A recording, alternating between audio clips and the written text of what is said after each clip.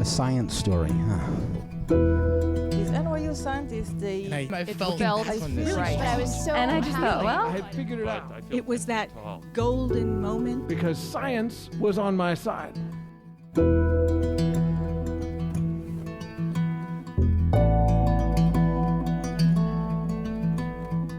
hello everyone. Welcome to the Story Collider, where we bring you true personal stories about science. I'm your host, Katherine Wu, and this week our story is about psychics. Now look, I know what some of you must be thinking. This is a science podcast. What are psychics doing here? I promise I'll explain more in a minute. Later in the podcast, we'll even be delving into the science of visiting psychics. Let's just put a pin in that for now.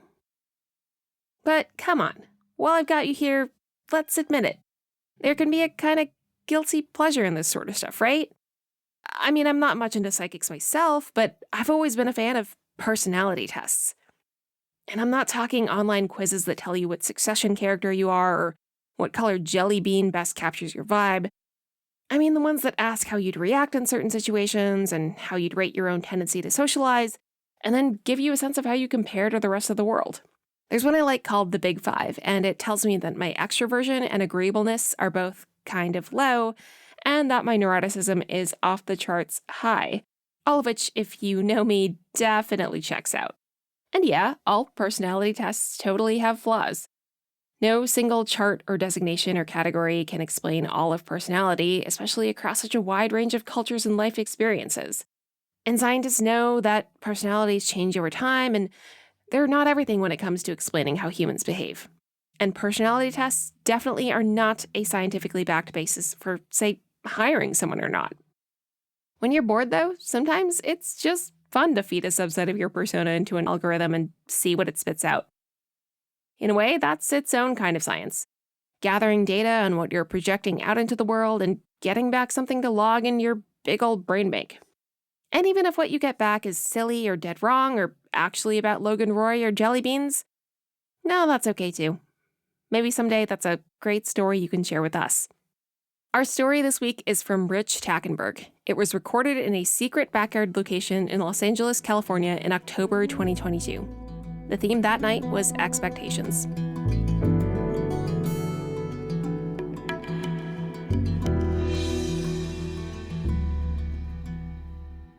All right, so I am not a scientist. I am a storyteller. I grew up Catholic, but my religion was science. I have always been a scientist at heart. I've never understood how people can believe in something unseen without any scientific data. When I was 4 years old, I didn't understand that. And but as I've grown older, I've developed this new hypothesis, which is that people who do believe are happier than those of us who don't. And it's interesting to notice how many people that believe seem to feel better.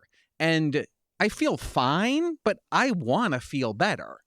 But I can't just choose to believe. I need some kind of data, which I've kind of been searching for a while, which is why 4 years ago, when my wife said, hey, there's a psychic in West Hollywood that has seances in her living room and her guides speak to the attendees, I was absolutely in.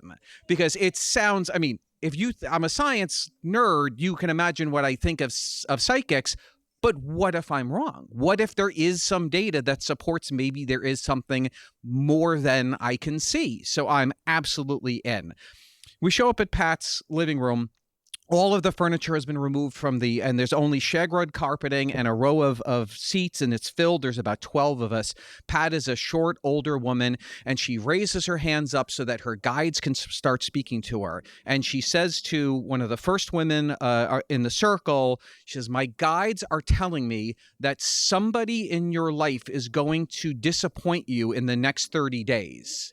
And the woman's, oh my God. And everyone has pads, by the way. They're writing this stuff down.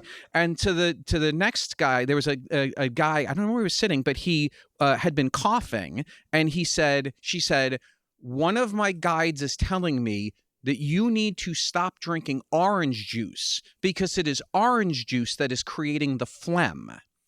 And he's, oh my God, okay, that's great.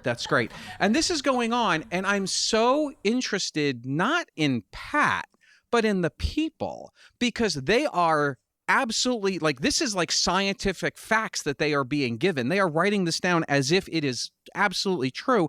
And what's weird is, as she's telling people things, some of them are very negative, and yet they still seem to feel better, which is so interesting to me. She comes around to me and she says, there's a problem with your car. And I said, sure. And she says, no. One of my guides is a race car driver, and he's telling me that you need to check your driver's side front wheel. It's actually above the wheel, but there's a problem with your right driver's side wheel. And I'm like, whoa, I'm all in on this. And she's like, no, take this seriously. You could get in a lot of trouble, like absolutely. And I'm like, I should be nervous, but in a way I feel amazing, like everyone else, because I'm like, this is like an actual data set. Like, I can test a hypothesis as to whether this guide is actually telling the truth or not. Now, I know the data set. My car was not there. I've never posted about my car. Nobody there knows me. Like, there's very few variables for this experiment to run. So I make an appointment at the Volkswagen dealership to get my car checked out. I do not tell them about the wheel because I may not know much about spirits, but I know a lot about mechanics. And if I tell them that there might be a problem, I am going to spiritually manifest a $500 repair. I get a call. I'm at work. I get a call and there's a problem with the car. I'm like, oh, but it's actually something to do with the suspension. It's not the wheels, but it is going to cost me a couple of bucks. So it's going to take longer. So I don't go to pick up the car until the very end of the day. It's about 5 o'clock and the dealership is closing. There's a lot of people. It's crowded. There's people online in front of me, behind me. And there's one poor woman working the sort of cashier, but the whole, the service thing. And so by the time I get up, I do say to her, so what was the problem with the car? And she says, oh, your sway bar was cracked. I said, okay, what's a sway bar? I don't know what that is. She says it helps your suspension. It connects to either side of the front of the car, and it helps the car from like rocking and potentially flipping over. And I said, oh, okay, where does the sway bar connect? I don't understand. She says, oh, it connects at either wheel. So it connects at the what? I said, well, just the crack, because one of the connections was cracked, she says. And if it had actually split, the sway bar would have fallen while I was driving and the whole car would have lost its suspension and I could have been in a lot of danger. And I said, well, you're saying it connects at the two wheels. Which wheel does it connect at? And she says, oh, I don't know. It doesn't matter. We have to replace the entire rod no matter what. So debit or credit. And I am aware I am holding up the whole line, but the number of variables in my little test here have gotten amazingly small. I need to know the answer to this last question. So I said, look, I understand it's actually important to me. Can you find out which side the sway bar was cracked on? Which wheel was it at? So she picks up the phone and she calls the mechanic and she's on the phone and I can tell she's trying to look nice, but she's very annoyed. And she hangs up and she says, look, I spoke to the mechanic. He says he doesn't know. He threw the sway bar out hours ago. There's really no way to know unless you wanted him to like pick through the garbage. And I'm like, well, am I the kind of person who's going to ask someone to dig through garbage because of this? Yes, I absolutely am. And I'm so nervous to say it. And I lean in very closely and I say, look, I'm asking, this is kind of important because I was told there was a problem with my car by a psychic. And she said it was at one of the wheels and I need to know which wheel. And this woman looks at me and she says, sir, that is amazing. I am going to go back and talk to the mechanic. And so she runs out of the room and I look back, there's all these people. They don't know what's going on, but they are so mad at me.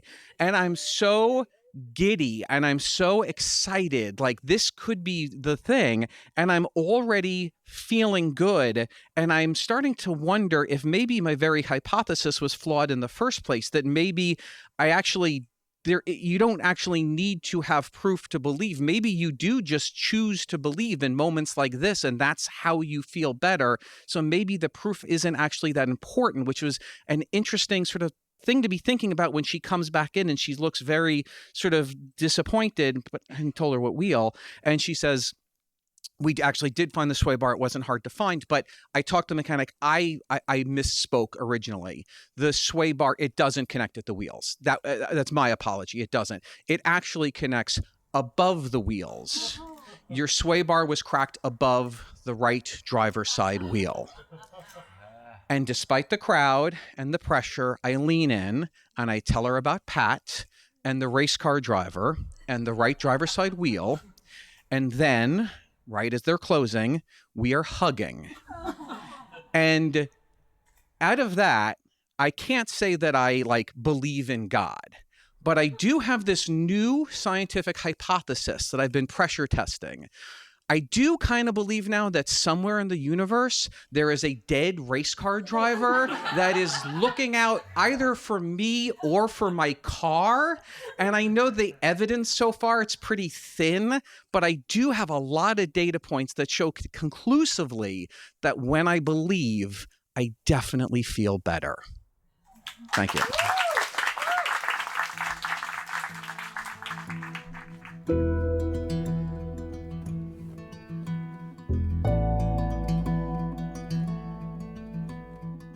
That was Rich Tackenberg. Rich Tackenberg is a happily married gadget geek, a new homeowner, an SNL apologist, an Apple fanboy, a recent convert to tea, a dog owner, a recovering people pleaser, a comedy nerd, an LA resident, a New York native, a snob about disposable pens, and most importantly, a big fan of lists. All right, before we continue with today's episode and dive deeper into the science behind psychics, a couple of reminders. We have shows coming up in New York and DC next month. Visit storycollider.org/tickets to find out more and grab your tickets for the show. You can also visit storycollider.org/shows to find out more about how to bring a Story Collider show to your community. And if you would like to learn more about how to tell a science story yourself, check out storycollider.org/education. We offer private workshops both online and in person for groups, and we offer public courses for individuals online. Also, if you're not already following us on social media, follow us at Story Collider. We're on Twitter, Facebook, Instagram, and TikTok. And finally, if you're a fan of this podcast, and if you, like us, believe in the power these stories have to reveal the humanity behind science, to change our understanding of how science happens and to whom it belongs, please consider donating to the Story Collider at storycollider.org/donate. You can also sign up to support us on a monthly basis at patreon.com/thestorycollider. Our Patreon supporters can receive an ad-free version of this podcast, as well as occasional bonus episodes and other gifts. We're so grateful to everyone who helps make our work possible. So, back to that pin we were talking about a few minutes ago. After listening to Rich's story, the Story Collider team knew we just had to dig into the science of psychics, how they do what they do, why some of us are so inclined to believe. So I called up two researchers who have for years been studying perception, illusion, and stage magic, and who have some thoughts of their own on psychics. Susana Martinez-Conde and Stephen Macknik are neuroscientists at the State University of New York, Downstate Medical Center. They're also co-authors of the book Sleights of Mind, what the neuroscience of magic reveals about our everyday deceptions. And if you're a longtime Story Collider stan, you might even remember Susana and Steve from a story we aired in 2018. Susana and Steve chatted with me about Rich's story and what might have happened with that West Hollywood psychic. Susana and Steve, welcome back to Story Collider. We're so delighted to have you here with us. And thanks for listening to Rich's story. Let's dive right in. So we can start with what might be going on when people like Rich talk to psychics. How would you describe what psychics are doing? What are they advertising, and what's actually happening when they do a reading? Well, I would say that fundamentally it's a matter of false advertisement because the service that is supposedly being performed is not such. What the psychic is providing is sort of magic show, if you will, based on pretty much the same kinds of techniques and methods that magicians used, but they're not calling it a stage show. They're calling it something outside of what we know science and physics and the natural world to be. Overwhelmingly, what we found when we visited these types of events was that the psychics were preying on a subpopulation that really needed someone to tell them what they wanted to hear. So these are people who had real illnesses or real problems in their family or real issues that they felt despair and hopelessness for. And the psychic, if you want to call it a service, or you want to call it a fraud, I guess both of these things might be considered true depending on your perspective. But they were preying on these issues and basically getting paid to tell people what they wanted to hear. And also, something that I think it's important to keep in mind is that the kind of people or the moment in their lives in which people may go to a psychic, those tend to be vulnerable people in vulnerable situations in their lives. They're people who are often suffering and they're looking for solutions and spending their money, time, resources on a psychic that is going to provide not a solution, but the illusion of one. It's just not the best expenditure of these resources. Right, which brings us to the story that we're running on the podcast this week. You know, Rich describes himself right at the top of the story as a skeptic. He's very data driven. He's not maybe the type of person that certainly I would automatically assume would go to a psychic. And he's not that person at the beginning of the story. But he's still so tempted to believe that the psychic is telling him something genuine about his car. What is so appealing about what psychics have to offer people that even people like Rich are tempted to buy in at various points in their life? Well, it can happen to the best of us. Yeah, there are a lot of avenues in Rich's story that open up the possibility of cognitive fallacies and illusions. And so one of the things that I really liked about his story is it gave us some real openings to talk about those things with you and to really get down into how this could have happened. Yeah, I mean, did any particular detail from the story jump out at you as, that sounds familiar? Or, maybe the psychic was picking up on X, Y, or Z? Well, something that was interesting to me, there are many issues and there are many details that stood out for us. But something that I thought was interesting was that when the psychic is supposedly communicating with the spirit of this race car driver, um, he doesn't use the technical word, which I believe is the sway bar, but instead refers to this thingy above the wheel, and which seems a bit suspect coming from an expert. And so it actually reminded me of the famous story of Harry Houdini when he also, at one point in his life, even though he became a famous debunker of so-called paranormal phenomena, he wanted to believe at one point that he wanted to establish communication with his dead mother. And so he went to visit Miriam, who was actually the wife of Sir Arthur Conan Doyle, the creator of Sherlock Holmes and other stories. So she said she could help him communicate with his mother. And so she channeled the spirit of the mother, who right away told Harry Houdini how happy she was to talk to him, how proud she was of him. And Harry Houdini immediately realized that that was not his mother, that the whole thing was a hoax because his mother would have never called him Harry. His real name was Eric, and she only ever spoke to him in German. So how these ghosts and spirits communicate through the medium, it is telling if is the medium really speaking in with words and languages in some cases that they would use, or it's some other persona behind them. And so in the case of this race car driver, it didn't sound like the person speaking was an expert on cars. Right. That's a really good point. But I mean, I think it comes down to, even if that's all true, how could they possibly make this amazing prediction that turned out to be true? That's so unlikely for this to happen. And the fact is it's not that unlikely for this to happen. So over a 30-year period, there have been about 1,115 recalls for every 1,000 cars sold. Okay, so you can see this on iSeeCars.com, that this is a known fact, and it's presumably, I believe, known very well to that psychic who may well have been doing what a technique called hot reading, which is to have hot information or information that is definitely known or very likely to be about a subject, and then portray it as part of a prediction from a dead source. And so if this was a hot reading, we don't know what kind of car the storyteller drove, but between the period of 2011 and 2017, for example, Ford Explorers had a recall on sway bars that affected 1.2 million vehicles. So imagine that the psychic, as part of their job, as people arrive at their house in their cars, she looks out the window and she looks in her driveway and in the road in front of her house, and she looks at the different car models and she looks up those car models to see if there's anything with a recall.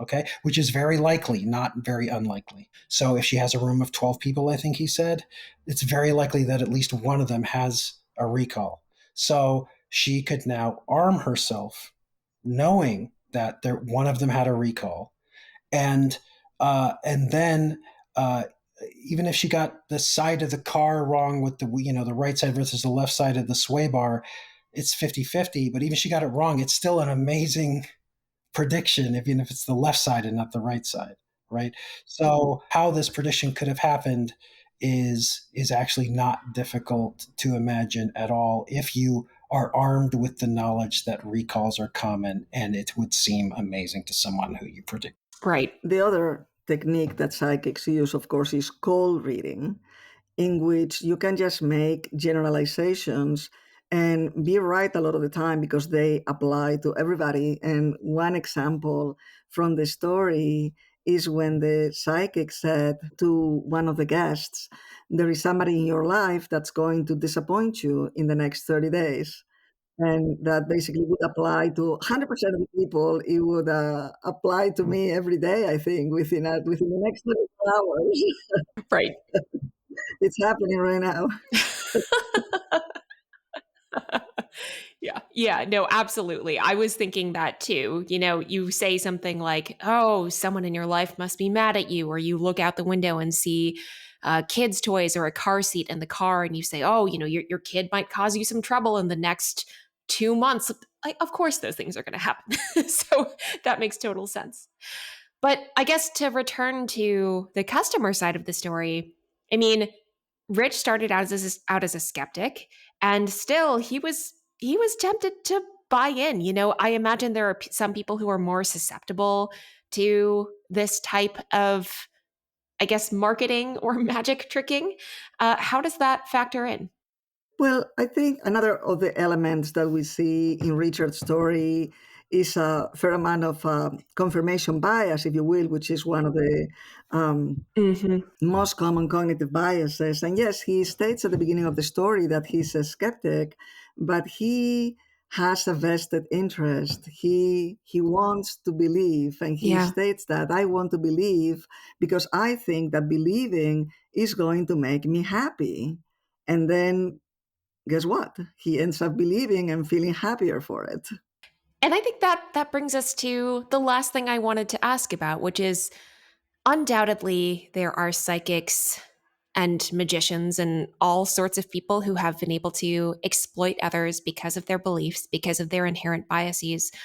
But in a lot of cases, is there potentially a positive to believing in psychics? Is there always necessarily a harm?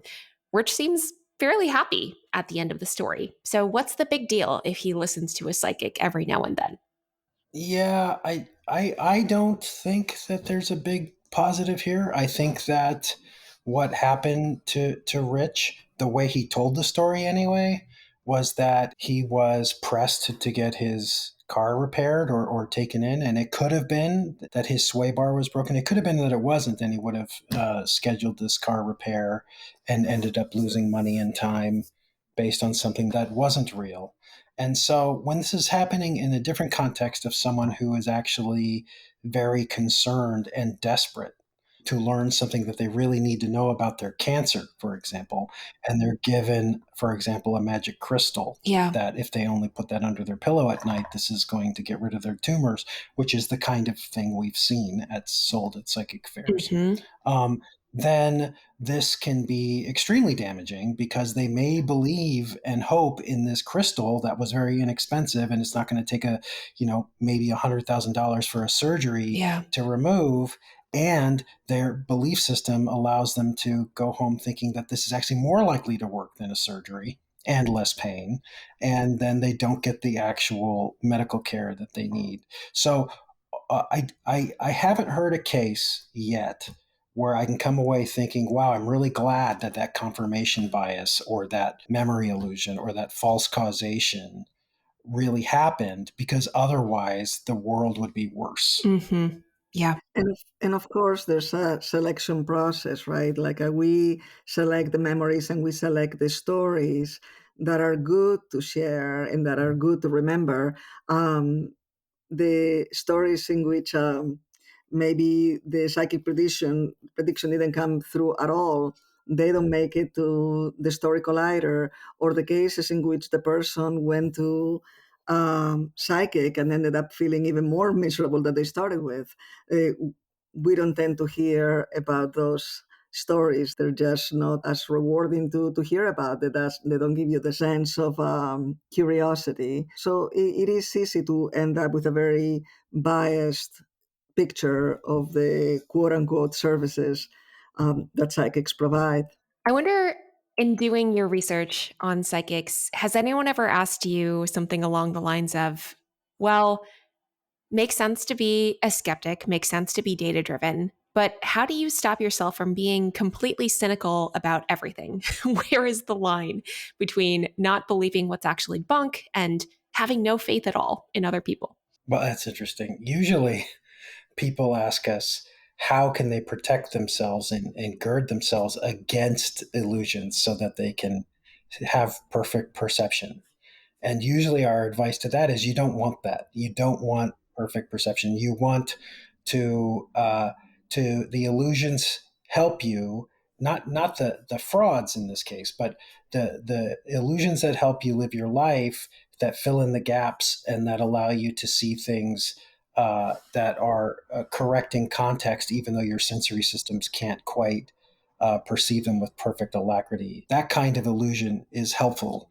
Yeah, I think that we don't want to, or we've never been asked that people want to perceive those things because otherwise their lives will be worsened. At least I don't recall having had that happen. I think there are many ways in which we can make our lives happy and meaningful without deluding ourselves in the process or being exploited by others in the process. And but we may not be ever completely objective, and so the danger tends to go in the other direction, because the way that our brains are wired is to see the glass half full, if you will. And there is a whole range of what are known as positive illusions, in which we tend to interpret reality, including gambling odds and all sorts of life situations, better than they objectively are.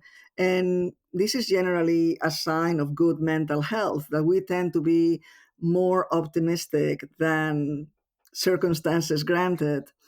But I don't think that we need to go one step further or 10 steps further and try to seek ways to disconnect ourselves further from reality. Yeah, I think we are so often told the, I guess, slightly trite phrase that seeing is believing, but in a lot of cases, it's a little bit more like believing is seeing. All right. Well, I think that is all we have time for. But Steve and Susana, thank you both so much for joining us. Sounds great. Thank you so much. This was fun. Thank you very much.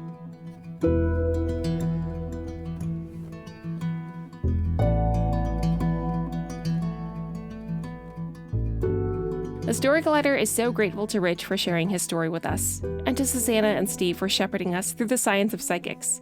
The Story Collider is also very grateful for the support of Science Sandbox, a Simons Foundation initiative dedicated to engaging everyone with the process of science. This podcast is produced by Aaron Barker, Executive Director and co-founder of The Story Collider, with help from Managing Producer Misha Gajewski and Senior Podcast Editor Jun Chen. Special thanks goes out to Story Collider's board and the rest of our staff, including Managing Director Anne-Marie Lonsdale, Science Advisory Fellow Edith Gonzalez, and Operations Manager Lindsay Cooper, without whom none of this would be possible. The story featured in today's episode was produced by Leslie Bernson and Brian Kett. Our theme music is by Ghost. Next week, Misha Gajewski will be back with more true personal stories about science. Until then, thanks for listening. I'm your host, Katherine Wu.